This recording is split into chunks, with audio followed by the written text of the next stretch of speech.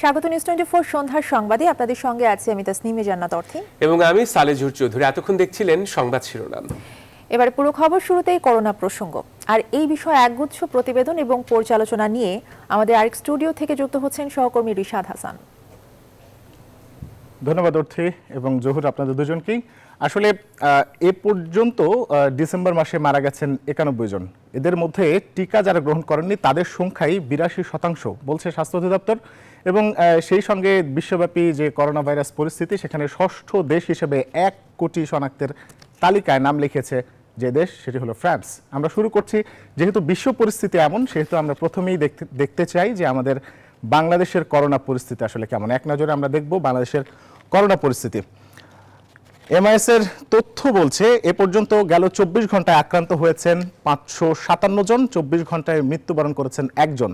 শনাক্তের হার 2.91, গেল সপ্তাহের তুলনায় বেশ খানিকটা বেশি। এবং এ পর্যন্ত আক্রান্ত হয়েছেন 15,86,466 জন এবং মোট প্রাণহানির সংখ্যা 28,077 জন। আসলে এরকম যখন পরিস্থিতি, তখন আসলে নিঃসন্দেহেই বাংলাদেশে যেমন বিশ্বব্যাপী চোখ রাঙাচ্ছে ওমিক্রন ভ্যারিয়েন্ট, সেই ওমিক্রন ভ্যারিয়েন্ট খুব দ্রুত পরিমাণে বিস্তার হচ্ছে। সেই বিস্তার যখন এই বাংলাদেশেও তাই শনাক্ত হচ্ছে, সুতরাং আমরা দেখে নেব বাংলাদেশের ওমিক্রন পরিস্থিতি। বাংলাদেশের ওমিক্রন পরিস্থিতি বলছে প্রথম ওমিক্রন শনাক্ত হয় 11 ডিসেম্বর। এ পর্যন্ত মোট শনাক্ত হয়েছে 10 জন। এখন পর্যন্ত গুরুতর অসুস্থ বা মৃতের সংখ্যা নেই। এই হলো আমার কাছে দেশের করোনা পরিস্থিতি। এবার আমরা একটু জানবো, যেহেতু বিশ্বব্যাপী চোখ রাঙাচ্ছে ওমিক্রন ভ্যারিয়েন্ট এবং বাংলাদেশেও আসলে তার বাইরে নয়, সেক্ষেত্রে বাংলাদেশের হাসপাতাল বা স্বাস্থ্যসেবা বিভাগ কি ধরনের প্রস্তুতি নিচ্ছে এ সংক্রান্ত আমার করা একটি প্রতিবেদন দেখব। করোনার ওমিক্রন ভ্যারিয়েন্ট ছড়িয়ে পড়েছে বিশ্বের শতাধিক দেশে। এর মধ্যে পার্শ্ববর্তী দেশে শনাক্ত হয়েছে অসংখ্য রোগী। গেল প্রায় 2 বছরের তথ্য বলছে বাংলাদেশে করোনা রোগীর চাপ সামাল দেওয়াটা বরাবরই বড় চ্যালেঞ্জ। যদিও বর্তমানে দেশের সকল হাসপাতালে পৃথকভাবে কোভিড নন কোভিড চিকিৎসা হয়, রয়েছে মহাখালী ডিএনসিসির মতো কোভিড ডেডিকেটেড হাসপাতালও। হাসপাতাল কর্তৃপক্ষ বলছে ওমিক্রন মোকাবেলায় প্রস্তুতি নেওয়ার প্রয়োজন না থাকলেও এরই মধ্যে নির্দেশনা দেওয়া হয়েছে মন্ত্রণালয় থেকে। কোভিড নন কোভিড আলাদা করা আছে, যেহেতু সংখ্যাটা আমাদের অনেকটা কম ছিল কোভিডের সংখ্যাটা, সেই কারণে আমরা কিন্তু সাধারণ বেডের সংখ্যাটা বাড়িয়েছি। আমাদের আগের বেডগুলো কিন্তু আছে, চাইলে কিন্তু যদি সংখ্যাটা কখনো বাড়ে তাহলে কিন্তু সেইটা আমরা ট্রান্সফার করতে পারবো কোভিডের মধ্যে নন কোভিড বেডটাই। সুরক্ষা সামগ্রী যেগুলো, সেগুলো অলরেডি আমরা সাফিসিয়েন্ট এনে রেখেছি। এছাড়া আমাদের যেমন অক্সিজেন কনসেন্ট্রেটর, আমরা কিন্তু আগে যেমন অক্সিজেন কনসেন্ট্রেটর, এছাড়াও আমরা প্রায় 100-150 আরও বেশি এনে রেখেছি। এছাড়া আমাদের আইসিইউর যে প্রস্তুতি, সেটা আমরা নিয়ে রেখেছি।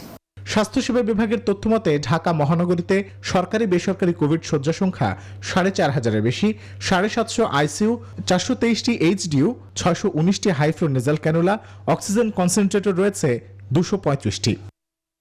পাশাপাশি সারা দেশের তথ্য বলছে 13,500-এর বেশি কোভিড শয্যা, 1219টি আইসিইউ, 708টি এইচডিইউ ও হাইফ্লো রয়েছে 2019টি।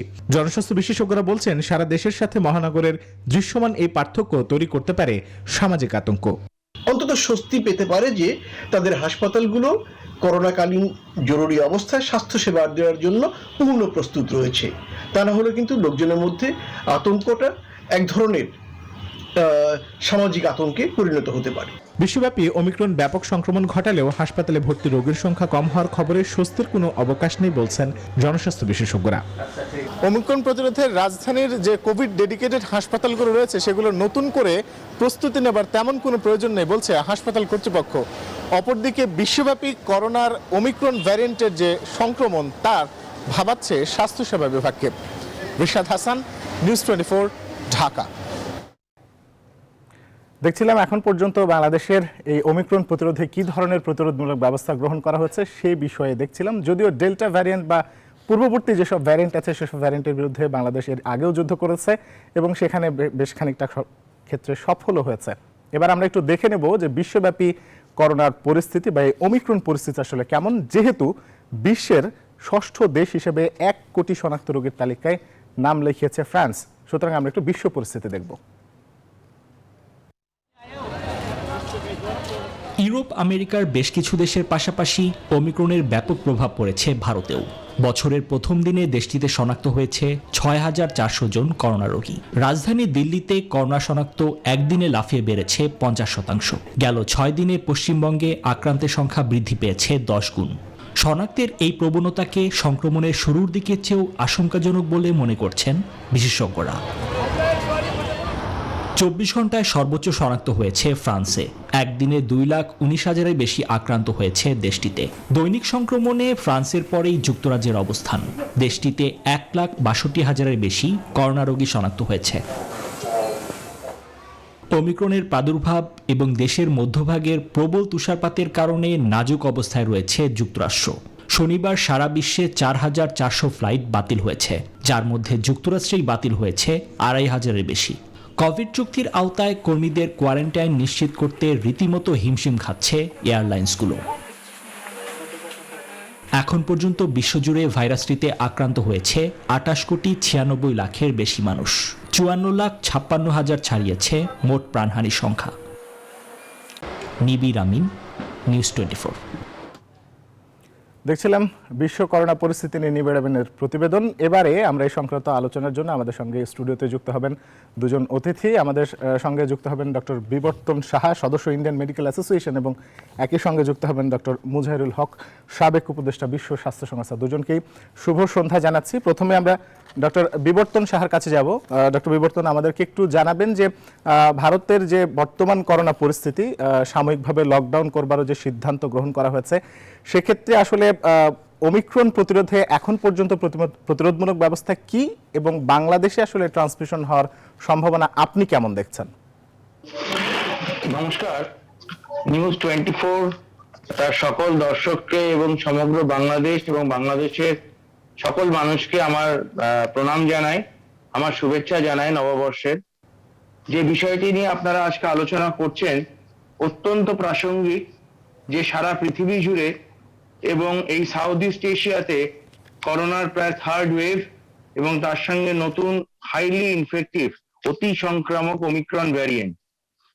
২০১৯ সালের শেষ থেকে যখন প্রথম কোভিড ভাইরাস সম্বন্ধে আমরা জানতে শিখি, এবং আমার দেশ অর্থাৎ ইন্ডিয়া, ভারতবর্ষ ২০২০ সালের প্রথম ফেব্রুয়ারি মার্চ মাসে এখানে ইনফেকশন হয়, এবং আমার রাজ্য পশ্চিমবঙ্গ, সেখানে মার্চের শেষ দিকে প্রথম কোভিড পেশেন্ট পাওয়া যায়। পৃথিবীতে এরকম দেশের সংখ্যা এখন হাতে গোনা যেখানে কোভিড পৌঁছায়নি, বা যাদের কোভিডে জনসংখ্যা হ্রাস পায়নি, মৃত্যু হয়নি সহনাগরিকের। এরকম একটা জায়গা থেকে দাঁড়িয়ে আমরা আমার রাজ্য পশ্চিমবঙ্গ বা আমার দেশ ভারতবর্ষে এখন কোভিডের তৃতীয় ঢেউ, থার্ড ওয়েভ শুরু হয়েছে, এবং পৃথিবীর কোনো দেশই কিন্তু এই হাইলি ইনফেকশাস ভ্যারিয়েন্ট থেকে বাঁচবে বলে আমার ধারণা নয়। অর্থাৎ আমরা যে সময়টা পাই যখন আমরা এই ভাইরাসগুলো, তো একটাও আমাদের সাউথ ইস্ট এশিয়ান অর্থাৎ ভারত বা বাংলাদেশ থেকে উদ্ভূত ভাইরাস নয়, এগুলো বিদেশি ভাইরাস, এগুলো বাইরের থেকে এসেছিল। প্রথম ফেজ 1 ফেজ 2 তেও তাই এসেছিল, এবং ফেজ 3 তেও আমরা প্রথম পেশেন্ট পাই মহারাষ্ট্রে, এবং তারপরে ধীরে ধীরে ভারতবর্ষে এখন প্রায় মোটামুটি ১,৫০০-এর মতন কোভিড পজিটিভ, এই অমিক্রন পজিটিভ পেশেন্ট রয়েছে। আমার রাজ্য পশ্চিমবঙ্গে এই মুহূর্তে গতকাল ৪,৫০০-এর ওপর একদিনে পজিটিভ ছিল, এবং সঞ্চালক যেটা বললেন তার সঙ্গে একটু সেটাকে কারেক্ট করছি। আমার জেলা এবং আমার শহর কলকাতাতে এই মুহূর্তে কোভিড এর পজিটিভিটি রেট প্রায় ২৫%, অর্থাৎ ১০০টা স্যাম্পল টেস্ট করলে ২৫টা স্যাম্পল পজিটিভ হবে। এটা বলছি যারা স্যাম্পল টেস্টিং করাচ্ছেন তাদের মধ্যে। অসচেতন মানুষ সমস্ত সমাজে, সমস্ত দেশেই আছে, এবং বহু লোক আছে যারা রোগকে চেপে রাখে, সিমটমস বলে না, তারা কিন্তু টেস্টিংই করাচ্ছেন। অর্থাৎ অ্যাপ্রক্সিমেটলি যদি দেখতে যাই, তাদেরকেও যদি ধরি, এটা প্রায় ৪০। ধন্যবাদ ডক্টর বিবর্তন সাহা আপনাকে আমাদের সঙ্গে যুক্ত হওয়ার জন্য। আমাদের আসলে খুবই সংক্ষিপ্ত সময়। আপনি বলছিলেন যে আসলে ১০০ জনের ভিতরে ২৫ জন আক্রান্ত হবার যে সম্ভাবনা, সেই জায়গাটি আপনি বলছিলেন। আমরা একটু ডক্টর মুজাহিরুল হক, সাবেক উপদেষ্টা বিশ্ব স্বাস্থ্য সংস্থা, তার কাছে যেতে চাই। ডক্টর মুজাহিরুল, আমাদেরকে একটু জানাবেন যে আসলে ওমিক্রন বর্তমান যে পরিস্থিতি এবং পার্শ্ববর্তী দেশের যে পরিস্থিতি এখন পর্যন্ত জানা যাচ্ছে, তাতে করে বাংলাদেশের কমিউনিটি ট্রান্সমিশন হওয়ার কোনো সম্ভাবনা আছে কিনা, বা আপনি কি দেখছেন? ধন্যবাদ আপনাকে।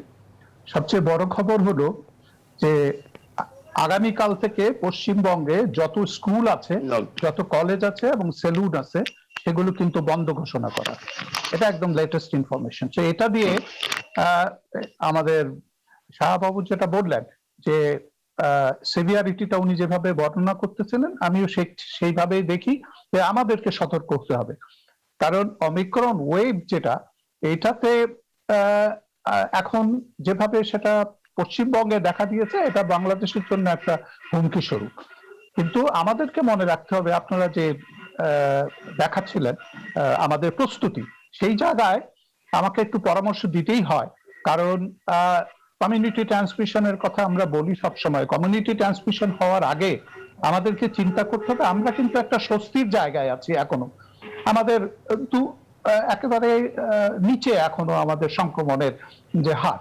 এই অবস্থায় আমাদের স্বাস্থ্যবিধি মানা অত্যন্ত জরুরি। এবং তারপরে যেটা আমাদেরকে মনে রাখতে হবে যে এইটাকে একটা পাবলিক হেলথ অ্যাপ্রোচ দিতে হবে, মানে জনস্বাস্থ্য হিসাবে দেখতে হবে, এবং সেই হিসাবে আমাদের টিকা কার্যক্রমগুলিকেও জোরদার করতে হবে। আমরা যদি এগুলো করতে পারি, তাহলে যে কথাটা সবসময় এখনো বলা হচ্ছে অমিক্রনের ব্যাপারে, যে it's a matter of concern, but এইটা কিন্তু ভয় ভীতির কিছু নয়। কারণ এখন পর্যন্ত আমরা এটার মৃত্যুর হার এবং সংক্রমণের হার যে দেখছি, সংক্রমণের হার প্রায় 6 গুণের মতো বেশি হতে পারে, কিন্তু মৃত্যু হার একেবারেই কম। মৃত্যুর হারটা অসংখ্য ধন্যবাদ আমাদের সঙ্গে যুক্ত হওয়ার জন্য ডক্টর মোজাহিরুল এবং ডক্টর বিবর্তন সাহা, তিনি ভারত থেকে যুক্ত হয়েছিলেন। আপনাদের দুজনকে অসংখ্য ধন্যবাদ জানাচ্ছি আমাদের সঙ্গে যুক্ত হওয়ার জন্য।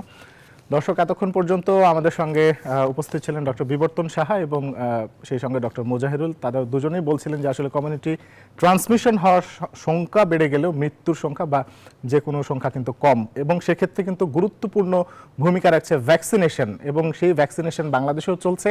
7 ফেব্রুয়ারি 2021 সালে বাংলাদেশ প্রবেশ করে ভ্যাকসিন যুগে, এবং এখন পর্যন্ত আসলে বাংলাদেশের ভ্যাকসিন পরিস্থিতি কি তা আমরা একটু দেখে নেবার চেষ্টা করব। এখন পর্যন্ত যে ভ্যাকসিন পরিস্থিতি, তাতে বলা হচ্ছে টিকাদানের যে প্রাথমিক লক্ষ্যমাত্রা, সেখানে লক্ষ্যমাত্রা ছিল 11,40,00,000। এখন পর্যন্ত প্রথম ডোজ পেয়েছেন 7,37,00,000, দ্বিতীয় ডোজ পেয়েছেন, অর্থাৎ 2 ডোজে একসঙ্গে পেয়েছেন 5,18,00,000 মানুষ, এবং ওয়ার্ড পর্যায়ে আরও 3,32,00,000 মানুষকে টিকা দেওয়া হবে।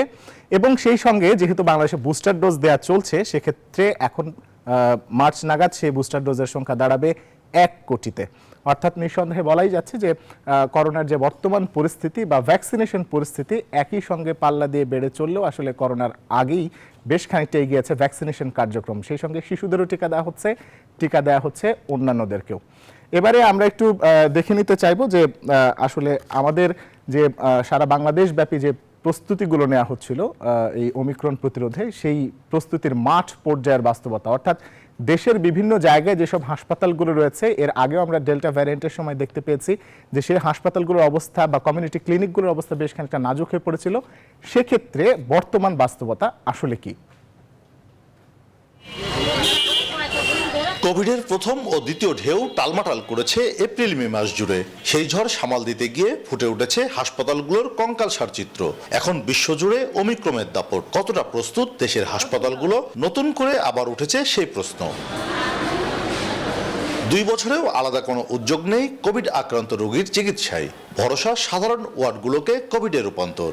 আমরা যেটা করি সেটা হচ্ছে যে কিছু কিছু ওয়ার্ডগুলো গ্রাজুয়ালি শিফট করে আমরাকে করোনায় রূপান্তর করি, তারপর আর অন্য সেখানে করোনা রোগী রাখি। এরকম রোগী বাড়তে থাকলে আমরা ওয়ার্ডও বাড়াই। গতবার আমাদের অক্সিজেন, এগুলা সেন্ট্রাল অক্সিজেন লাইন অনেক ওয়ার্ডেই আছে, সেগুলো এখন আর আমাদের নতুন করে তেমন কিছু করতে হবে না। সব জায়গায় সচেতনতা বৃদ্ধি করা হয়েছে, কিন্তু মানুষ তো আসলে শোনে না। দেখছেন হয়তো 95% মানুষ মাস্ক করে না। আমরা চেষ্টা করতেছি, বিভিন্ন সময় ইসে বলা হচ্ছে। রাজশাহী মেডিকেল কলেজ হাসপাতালে কোভিড রোগীর চিকিৎসায় বেডের সংখ্যা 513 থেকে নামিয়ে করা হয়েছে 104। খুলনা, যশোর সহ অন্য জেলা শহরগুলোর হাসপাতালেও কমানো হয়েছে শয্যা। মাঝখানে করোনা কমে যাওয়ার ফলে এই প্রস্তুতি কিছুটা ঘাটতি পড়ে গিয়েছিল, এবং বিভিন্ন ওয়ার্ড যেগুলো আমরা করোনা ডেডিকেট করেছিলাম, সেই ওয়ার্ডগুলোকে আবার সাধারণ ওয়ার্ডে পরিণত করা হয়েছিল। অক্সিজেন দেওয়ার জন্য এই high flow oxygen cannula, nasal cannula, VIP এই যে এগুলো আছে, যে ডিভাইসগুলো আছে, সেগুলো পর্যাপ্ত পরিমাণে আছে। আশা করি আমরা আমাদের পরবর্তী যদি আসেও ওমিক্রনের কোনো ঢেউ, সেখানে সফলভাবে আমরা মোকাবিলা করতে সক্ষম হবো ইনশাল্লাহ। জনস্বাস্থ্যবিদরা বলছেন স্বাস্থ্যবিধি মানার ক্ষেত্রে এখন অনেক শিথিলতা দেখা যাচ্ছে, যা ভয়াবহ হতে পারে। যারা এখনো টিকা পাননি তাদের দ্রুত টিকার আওতায় নিয়ে আসার কথাও বলছেন তারা। আমাদের যে সমস্ত এন্ট্রি পয়েন্টগুলো আছে সেইখানে সতর্কতা অবলম্বন করতে হবে। আর সবচেয়ে বড় যে আমাদের ইন্টারভেনশন, সেইটার ব্যাপারে কিন্তু এখন রিল্যাক্স দেখছি, সেটা মাস্কে কিন্তু আমাদের বাঁচাতে পারে।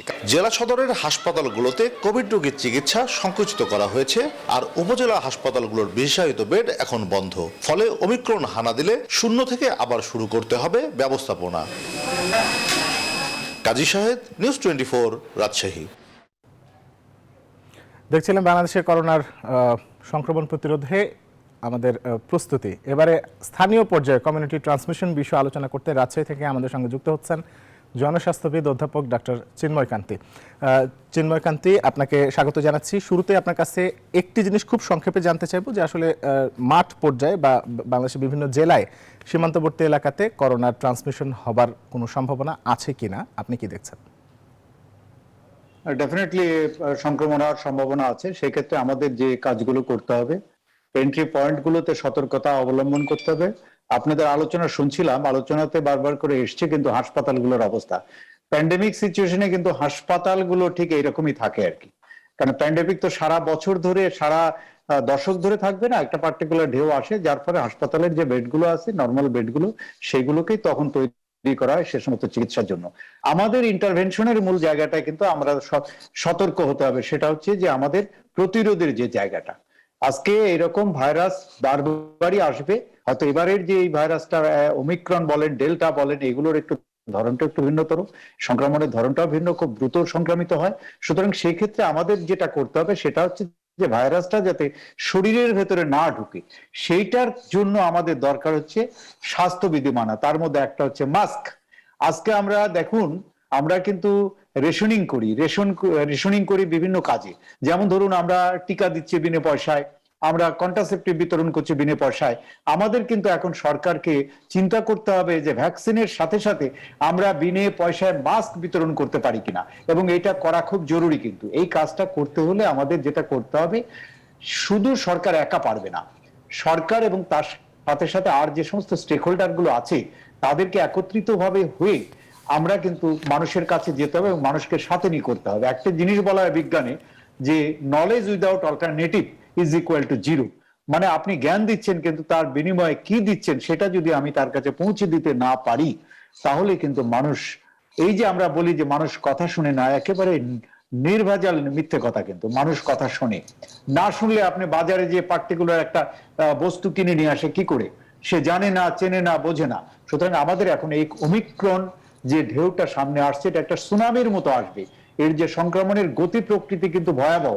সুতরাং হলেই কিন্তু আমরা হাসপাতালের উপরে চাপ বাড়বে, যাতে এই চাপটা না হয় এর জন্য এখনই সরকারের সমস্ত অঙ্গ এবং আপনি যেমনটি বলছিলেন যে আসলে আমাদের সেভাবে প্রস্তুতি নিতে হবে। আমাদের সঙ্গে যুক্ত হওয়ার জন্য অসংখ্য ধন্যবাদ ডক্টর চিন্ময় কান্তি। দর্শক, এই মুহূর্তে আমরা একটু আরেকটি বিষয় জানতে চাই, সেটি হলো যে আসলে আজ থেকে 100 বছর আগে যে স্প্যানিশ ফ্লু, তখন কিন্তু আসলে স্প্যানিশ ফ্লুর একটি বড় ধাক্কা বা একটি নতুন ভ্যারিয়েন্টের কারণে সেটি পরবর্তীতে শেষ হয়ে গিয়েছিল। ঠিক সেরকমই আশার আলো হয়তো বা দেখাতেও পারে ওমিক্রন, এমনটি বলছেন বিশেষজ্ঞরা। এই সংক্রান্ত আমরা একটি ডেস্ক রিপোর্ট দেখে আসবো। ইতিহাসের ভয়ঙ্করতম মহামারী ছিল 1918 সালের স্প্যানিশ ফ্লু। রোগটি দ্বিতীয় ধাপে অনেক বেশি ভয়াবহ রূপ ধারণ করেছিল। শুধু ভারতবর্ষেই মারা যায় প্রায় 1,40,00,000-এর মতো মানুষ। 1921 সালের দিকে এসে স্প্যানিশ ফ্লুর ভয়াবহতা অনেকটা কমে গেলেও ফ্লুজনিত অসুস্থতা কয়েক দশক পরেই ফিরে এসেছে নতুন রূপে, পরিণত হয়েছে সাধারণ রোগে। গবেষণা বলছে ধরন বদলানোর কারণে ভাইরাস যত দুর্বল হবে তত কম বিপজ্জনক। আর করোনা ভাইরাস এরই মধ্যে কয়েকবার রূপ পরিবর্তন করেছে। ওমিক্রনে নতুন আক্রান্তরা কম বয়সী। আক্রান্তদের গুরুতর অসুস্থ হয়ে হাসপাতালে ভর্তি হওয়ার ঝুঁকিও ডেল্টার চেয়ে অনেকটাই কম। আর বিশেষজ্ঞরা স্প্যানিশ ফ্লুর বিদায়ের সঙ্গে করোনা চিত্র বদলের মিল খুঁজে পাচ্ছেন। प्रीवियस वेव और इस वेव में मेरे को लगता है कि ये मैसेज करता है कि डरने की जरूरत नहीं है। नंबर 1, उन्होंने कहा कि इन्फ्लुएंजा लाइक इलनेस या यूआरआई लाइक सिम्टम्स हैं, ये ओमिक्रॉन के अंदर सिंपली 30% केसेस के अंदर आ रहे हैं as compared to previous wave जिसमें 90% लोगों में यूआरआई लाइक सिम्टम्स थे। दूसरा, हॉस्पिटल एडमिशन है वो ओमिक्रॉन में सिग्निफिकेंटली रिड्यूस हुए हैं। বিশ্ব স্বাস্থ্য সংস্থার প্রধানও আশা করছেন 2022 সালে করোনা ভাইরাস মহামারী হার মানবে। সমীক্ষার দাবি, ওমিক্রন ভ্যারিয়েন্টটি তার শক্তি খুয়ে ক্রমশ এক সাধারণ সংক্রমণের চেহারা নেবে, কমবে মৃত্যুহারও। তবে পাশাপাশি সংশ্লিষ্ট সব মহল এখনো সতর্কতা অবলম্বনের কথাও জোর দিচ্ছেন। মাসুদ রানা, নিউজ 24।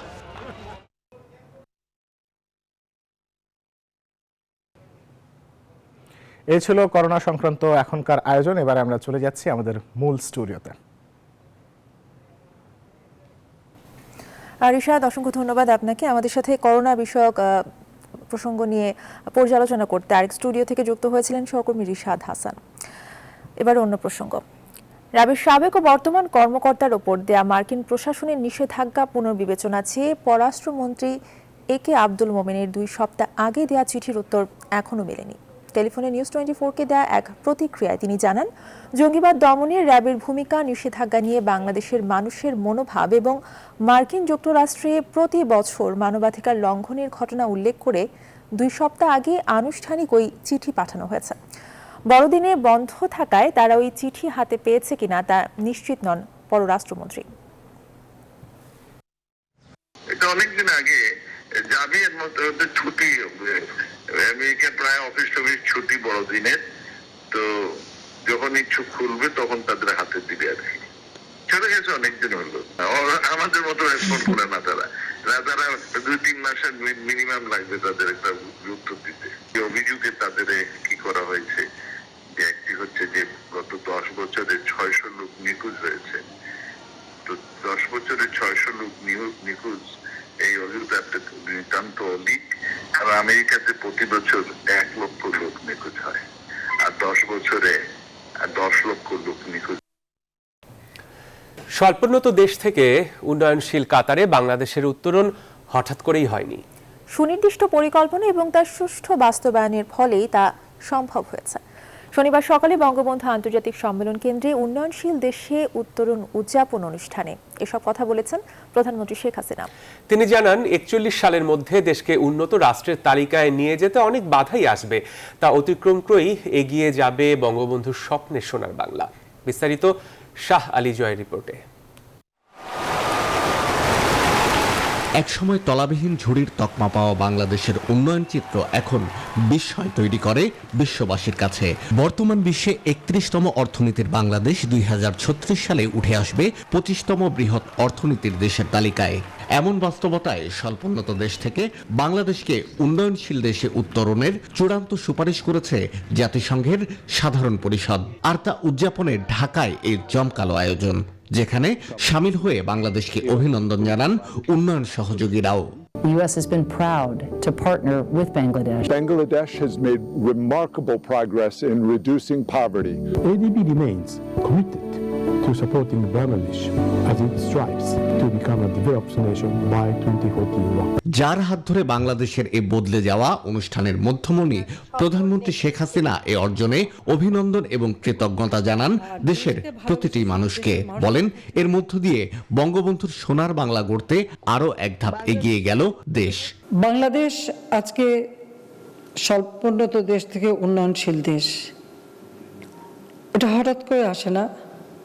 সুষ্ঠু পরিকল্পনা আমরা নিয়েছি, প্রেক্ষিত পরিকল্পনা করেছি, আশু করণীয়, মধ্যমেয়াদী, দীর্ঘমেয়াদী পরিকল্পনা নিয়েছি, সুনির্দিষ্ট লক্ষ্য স্থির করেছি এবং যার ফলেই আমরা পরিকল্পিতভাবে এগিয়েছি বলেই আজকে এই অর্জন করা আমাদের সম্ভব হয়েছে। কাজে আমরা এটা ধরে রাখতে চাই। প্রধানমন্ত্রী বলেন, উন্নত রাষ্ট্রের তালিকায় যেতে এগিয়ে যাওয়ার পথ সহজ হবে না, আর এই কঠিনকে জয় করতে তার দৃঢ় প্রতিজ্ঞার কথা পুনর্ব্যক্ত করেন তিনি। চলার পথ যত কণ্টকাকীর্ণ হোক, যত রক্তক্ষরণ হোক, সব পদদলিত করে বাংলাদেশের জনগণের ভাগ্য পরিবর্তনে এগিয়ে যাব এটাই হচ্ছে আমার প্রতিজ্ঞা। যে কোনো সময় আমি জানি অনেক বুলেট, বোমা, গ্রেনেড আমার জন্য অপেক্ষা করে থাকে। আমি কখনো সেগুলি নিয়ে পরোয়া করি না। অগ্রযাত্রা ধরে রেখে আগামী শতাব্দী পর্যন্ত ভবিষ্যৎ নেতৃত্বের জন্য সব চ্যালেঞ্জ মোকাবেলায় দিক নির্দেশনা দিতে সরল উত্তরণ কৌশল প্রণয়ন করেছে সরকার, জানান প্রধানমন্ত্রী। 2008 অর্থ বছরে শাহ আলী জয়, নিউজ 24, ঢাকা। সারা দেশের জেলা সমাবেশগুলোয় জনগণের উপস্থিতি প্রমাণ করে দেশের মানুষ এই মুহূর্তে খালেদা জিয়ার মুক্তি চায়, চিকিৎসার জন্য তাকে বিদেশে পাঠাতে চায়। এক সংবাদ সম্মেলনে এই দাবি করেছেন বিএনপি মহাসচিব মির্জা ফখরুল ইসলাম আলমগীর। অন্যদিকে আইনমন্ত্রী আনিসুল হক জানিয়েছেন, জনগণের সেবাই সরকারের অগ্রাধিকার, কাউকে বিদেশ পাঠানো নয়। বিস্তারিত তৌহিদ শান্তের প্রতিবেদনে। বিএনপি চেয়ারপারসন বেগম খালেদা জিয়ার মুক্তির দাবিতে 32 জেলায় সমাবেশ করে বিএনপি। 22 থেকে 30 জানুয়ারি অনুষ্ঠিত এই সমাবেশগুলো শেষ দিনে 30 ডিসেম্বর সিরাজগঞ্জে বিএনপির সমাবেশকে ঘিরে ব্যাপক সংঘর্ষ ঘটে। সিরাজগঞ্জের এই ঘটনা তুলে ধরতে রবিবার সকালে গুলশান কার্যালয়ে সংবাদ সম্মেলনের আয়োজন করে বিএনপি। জানায়, জনস্রোতে ভীত হয়ে নেতাকর্মীদের বিরুদ্ধে আবারও মামলা দিচ্ছে সরকার, আর এই জনস্রোতই প্রমাণ করে মানুষ বিএনপি নেত্রীর মুক্তি চায়। আমার একটা প্রত্যয় জন্মেছে, একটা আপনার বিশ্বাস জন্মেছে, যেই কর্মসূচিগুলোর মধ্য দিয়ে এটা প্রমাণিত হয়েছে যেই দেশের জনগণ আর একবারই চায় না যে এই সরকার, অনির্বাচিত সরকার, তারা ক্ষমতায় থাকুক এবং এইভাবেই গণতন্ত্রকে ধ্বংস করুক। এবং এইটা প্রমাণিত হয়েছে যে দেশনেত্রী বেগম খালেদা জিয়ার মুক্তি এদেশের মানুষ এই মুহূর্তেই চান এবং তার চিকিৎসার জন্য অবিলম্বে তাকে বিদেশে প্রেরণ করতে চান। তবে খালেদা জিয়ার চিকিৎসা এই ইস্যুতে আন্দোলনের চেষ্টা না করে রাষ্ট্রপতির সংলাপে বসার জন্য বিএনপির প্রতি আহ্বান জানিয়েছেন আইনমন্ত্রী। রবিবার সকালে সচিবালয়ে সাংবাদিকদের তিনি একথা বলেন। কাকে বিদেশ পাঠানো হবে, কাকে বিদেশ পাঠানো হবে না, that is not the priority. Priority হচ্ছে এই সেবাগুলি যেটা জনগণ পাওয়া উচিত ছিল অনেক আগে, সেই সেবাগুলি দেওয়ার জন্য জননেত্রী শেখ হাসিনা এই ক্ষেত্র প্রস্তুত করেছেন। লিভার সিরোসিসে গুরুতর আক্রান্ত বিএনপি চেয়ারপারসন খালেদা জিয়া গত 13 নভেম্বর থেকে বসুন্ধরার এভার কেয়ার হাসপাতালের সিসিইউতে চিকিৎসাধীন। তৌহিদ শান্ত, নিউজ 24, ঢাকা। সন্ধ্যা সংবাদের সময় হলো একটা বিরতির। ফিরছি আরো খবর নিয়ে, সঙ্গেই থাকুন। স্বাগত আরো একবার। দেখছেন নিউজ 24 সন্ধ্যা সংবাদ। বিচার বিভাগে কোনো দুষ্ট চক্রকে ন্যূনতম প্রশ্রয় দেওয়া হবে না। রবিবার আপিল বিভাগের 1 নম্বর বিচার কক্ষে অনুষ্ঠিত এক সংবর্ধনায় প্রধান বিচারপতি এই অভিপ্রায় ব্যক্ত করেন। মামলাজট নিরসন, বিচার প্রক্রিয়ার স্বচ্ছতা, গতিশীলতা আনা এবং অনিয়ম অনুসন্ধানে পৃথক কমিটি গঠন করার কথাও বলেন প্রধান বিচারপতি হাসান ফয়েজ সিদ্দিকী। বলেন, দেশের সব অধস্তন আদালতে মামলাজট নিরসন এবং বিচার প্রক্রিয়ায় স্বচ্ছতা, গতিশীলতা আনার লক্ষ্যে 8টি বিভাগের জন্য সুপ্রিম কোর্টের হাইকোর্ট বিভাগের একজন বিচারপতিকে প্রধান করে একটি করে মনিটরিং সেল গঠন করা হবে। প্রতি মাসে তাদের প্রত্যেকের কাছ থেকে প্রতিবেদন গ্রহণ করা হবে। পুরনো মামলাগুলো সর্বোচ্চ গুরুত্বের সঙ্গে নিষ্পত্তির বিষয়ে সুপারভাইজ এবং মনিটরিং করা হবে বলেও জানান তিনি। আমাদের সুপ্রিম কোর্ট দিবসে মহামান্য রাষ্ট্রপতি তিনি বলছিলেন যে মামলা রায় ঘোষণার পরে বিচারপ্রার্থী জনগণ রায়ের কপি নেওয়ার জন্য বারান্দায় ঘুরেন। তো সেই বিষয়টি আমি উল্লেখ করে ওনাকে অনুরোধ করেছি, রায় ঘোষণার পরবর্তীতে দ্রুততার সাথে যেন রায়টা নিচে নেমে যায়, স্বাক্ষর করে, যেন মানুষ যেন সহজেই তার রায়টা পেয়ে যায়, কারণ রায় না পেলে সে কোনো কার্যক্রম গ্রহণ করতে পারে না। সুপ্রিম কোর্টের শাখা এবং প্রশাসনের বিভিন্ন অনিয়ম অবস্থাপনা করার জন্য একজন অতিরিক্ত রেজিস্ট্রার জেনারেলকে দিয়ে তিনি বলেছেন আজকেই একটা কমিটি করে দিবেন, যারা দেখবেন বিভিন্ন ক্ষেত্রে। নারায়ণগঞ্জ সিটি নির্বাচনে এবার প্রথমবারের মতো সব কেন্দ্রে ভোট হবে ইভিএমে। এই সিদ্ধান্তকে স্বাগত জানিয়েছেন আওয়ামী লীগের মেয়র প্রার্থী ডাক্তার সেলিনা হায়াত আইভি। তবে ইভিএমে ভোট সুষ্ঠু হওয়া নিয়ে সংশয় প্রকাশ করেছেন স্বতন্ত্র মেয়র প্রার্থী অ্যাডভোকেট তৈমুর আলম খন্দকার। যদিও নির্বাচন কমিশনার মোহাম্মদ রফিকুল ইসলাম অভয় দিয়েছেন ইভিএমে কারচুপির সুযোগ নেই। নারায়ণগঞ্জ থেকে দিলীপ কুমার মণ্ডলের পাঠানো তথ্য ছবিতে ডেস্ক রিপোর্ট। পোস্টারে ছেয়ে গেছে প্রাচ্যের ডান্ডি। নারায়ণগঞ্জ এখন প্রচার উৎসবের শহর। উদয় থেকে অস্ত, কখনো বা গভীর রাতেও চলে প্রতিশ্রুতির হাঁকডাক। রবিবার সকালে নগরীর ৪ নম্বর ওয়াপদা ক্যানেল থেকে গণসংযোগ শুরু করেন আওয়ামী লীগের মেয়র প্রার্থী সেলিনা হায়াৎ আইভী। বলেন, নৌকায় যে আস্থা আছে তা থাকবে আসন্ন নির্বাচনেও। ইভিএমে ভোটের সিদ্ধান্তকেও স্বাগত জানান তিনি। নিউ টেকনোলজিকে আমাদের স্বাগত জানাতেই হবে। এবারের মতো আমিও বলবো যে নিউ টেকনোলজিকে স্বাগত জানাবো। আমি অবশ্যই চাইবো সুষ্ঠু ভোট হবে, সুষ্ঠু ব্যবস্থাপনা থাকবে, নিরপেক্ষ ভোট হবে এবং ভোটের মাধ্যমে যে বিজয়ী হয়ে আসবে সে ইনশাল্লাহ আগামীতে দায়িত্বভার গ্রহণ করবে। নগরীর চাষাড়া শহীদ মিনার থেকে শুরু করে বিভিন্ন এলাকায় প্রচারণা চালান স্বতন্ত্র মেয়র প্রার্থী অ্যাডভোকেট তৈমুর আলম খন্দকার। যদিও তার সংশয় ইভিএমে ভোট নিয়ে। আমি স্বতন্ত্র হিসেবে দাঁড়াচ্ছি, আমি সবার সাথে বসতে রাজি আছি জনগণের স্বার্থে, কারণ নির্বাচন করছি। ইভিএমে যদি কোনো কারচুপি হয় এটার জবাব এখানে দিয়ে দেব। তবে ইভিএম নিয়ে শঙ্কা উড়িয়ে দিয়েছেন নির্বাচন কমিশনার রফিকুল ইসলাম। শহরের ক্রিস্টাল প্যালেসে প্রার্থীদের সাথে মতবিনিময় সভায় তিনি বলেন, ইভিএমে ভোট জালিয়াতির কোনো সুযোগ নেই। আপনাদের কাছে আমার অনুরোধ রইল, কাম উইথ এক্সপার্টস। একবার সবচাইতে ভালো এক্সপার্ট যিনি আছেন তাকে নিয়ে আসেন, আপনারা কম্পিউটার প্রোগ্রামারকে নিয়ে আসেন, নিয়ে এসে আমাকে দেখিয়ে দেন। আমি আপনাদেরকে কথা দিতেছি এই 16 তারিখে আমি ইভিএম ব্যবহার করব না, যদি প্রমাণ করতে পারেন কি যে একজনের ভোট আর একজন দিতে পারে বা এক জায়গার ভোট আর এক জায়গায় চলে যেতে পারে। 2011 ও 2016 সালে নারায়ণগঞ্জের কয়েকটি কেন্দ্রে ইভিএমে ভোট হলেও 16 জানুয়ারির নির্বাচনে 27 ওয়ার্ডের 192টি কেন্দ্রেই ভোট হবে ইলেকট্রনিক ভোটিং মেশিনে। Desk report, news 24। ইউপি নির্বাচনের খবর। পঞ্চম ধাপের 707টি ইউপি নির্বাচনে ভোট 5 জানুয়ারি। আগামীকাল শেষ হচ্ছে প্রচারণা। ভোটের দিন যত ঘনিয়ে আসছে ততই ব্যস্ততা বাড়ছে প্রার্থীদের। এই দফার নির্বাচনেও বেশিরভাগ স্থানেই নৌকার প্রতিদ্বন্দ্বী দলেরই বিদ্রোহী স্বতন্ত্র প্রার্থীরা, আর সে কারণেই নির্বাচনকে ঘিরে সংঘাত সংঘর্ষ চলছেই।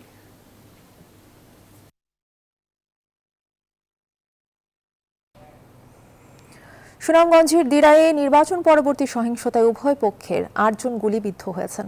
গুলিবিদ্ধ 2 জনকে দিরাই হাসপাতালে ভর্তি করা হয়েছে। পুলিশ ঘটনাস্থল থেকে 3 রাউন্ড গুলি উদ্ধার করেছে। রোববার দুপুরে তারুল গ্রামে এই সংঘর্ষের ঘটনা ঘটে। দিরাই থানার ভারপ্রাপ্ত কর্মকর্তা আজিজুর রহমান জানান, সংঘর্ষ এড়াতে ওই গ্রামে পুলিশ মোতায়েন করা হয়েছে।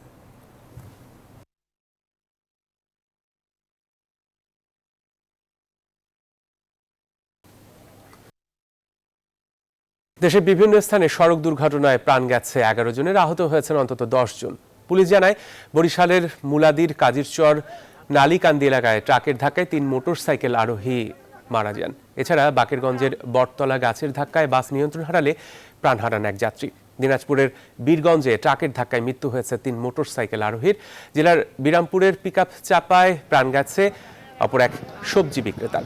এদিকে সুনামগঞ্জের জগন্নাথপুরের আলীগঞ্জ এলাকায় সিএনজি চালিত অটোরিকশা ও ট্রাকের মুখোমুখি সংঘর্ষে 2 জন নিহত হওয়ার খবর পাওয়া গেছে। আর বগুড়ার কাহলে সড়ক দুর্ঘটনায় 1 জন নিহত হয়েছেন।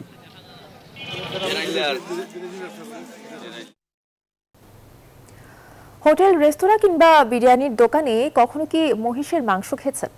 নিশ্চয়ই না বলবেন। কিন্তু রাজধানীর বেশিরভাগ বিরিয়ানির দোকান কিংবা রেস্তোরাঁয় বিক্রি হচ্ছে এই মহিষের মাংস।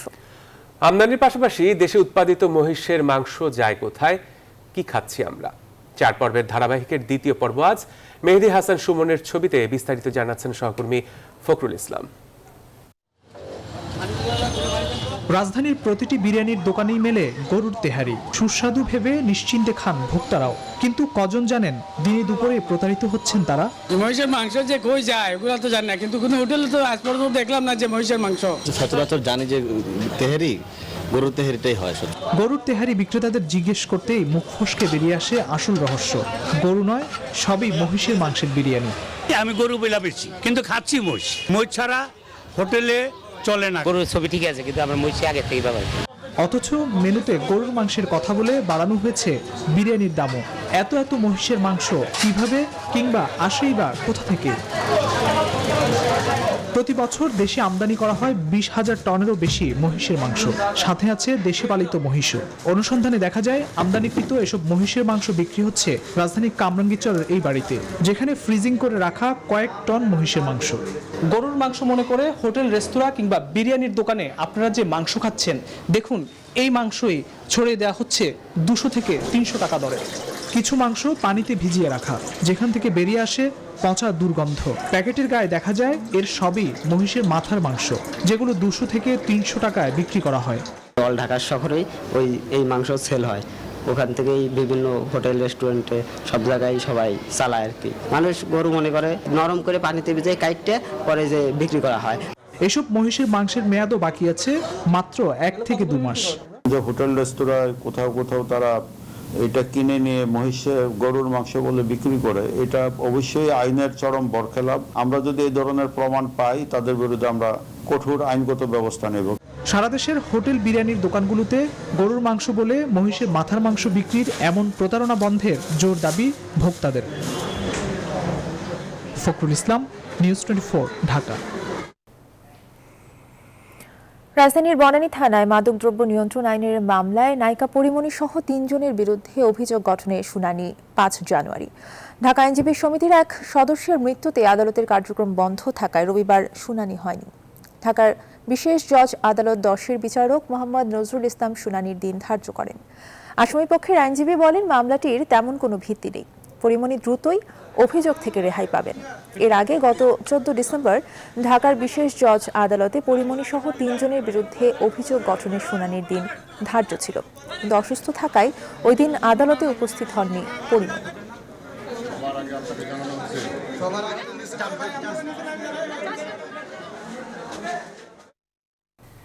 সন্ধ্যা সংবাদে আরো একটা বিরতি নিচ্ছি, সঙ্গেই থাকুন।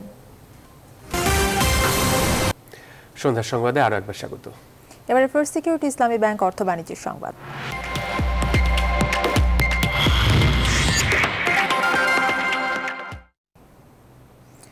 কংক্রিটের অবকাঠামো নির্মাণ শিল্পে রেডিমিক্সে প্রবেশ করল বসুন্ধরা গ্রুপ।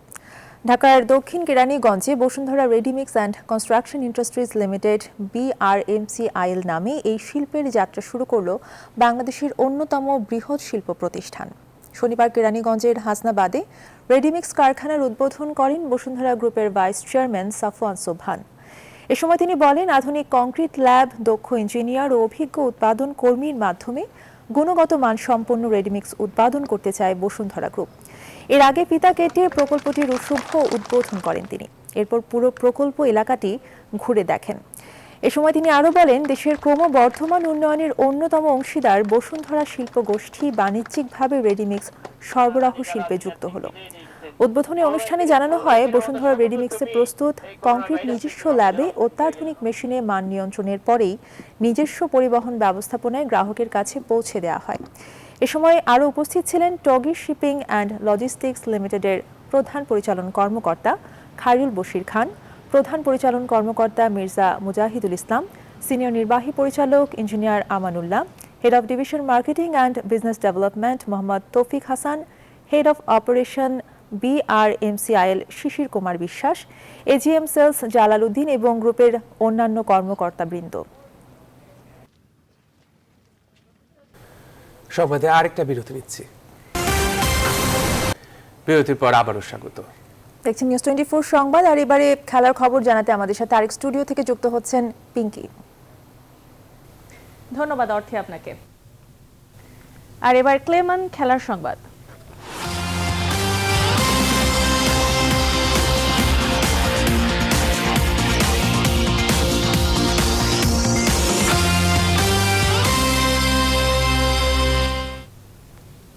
ফ্রান্সের জায়ান্ট প্যারিস সেন্ট-জার্মে পড়েছে করোনা থাবা। আক্রান্ত হয়েছেন দলের প্রাণভোমরা মেসি সহ 4 ফুটবলার। এই খবর নিশ্চিত করেছে ক্লাবটি। মেসির সঙ্গে আক্রান্ত বাকি 3 ফুটবলার হলেন জোয়ান বার্নেট, সার্জিও রিকো ও নাথান বিটুমাজলা। আক্রান্ত সবাই আছেন আইসোলেশনে। সোমবার কোপা দে ফ্রান্সে ভেন্নাসের বিপক্ষে ম্যাচ আছে পিএসজির। এর আগে এমন খবরে ম্যাচটি মাঠে করানো নিয়ে দেখা দিয়েছে শঙ্কা।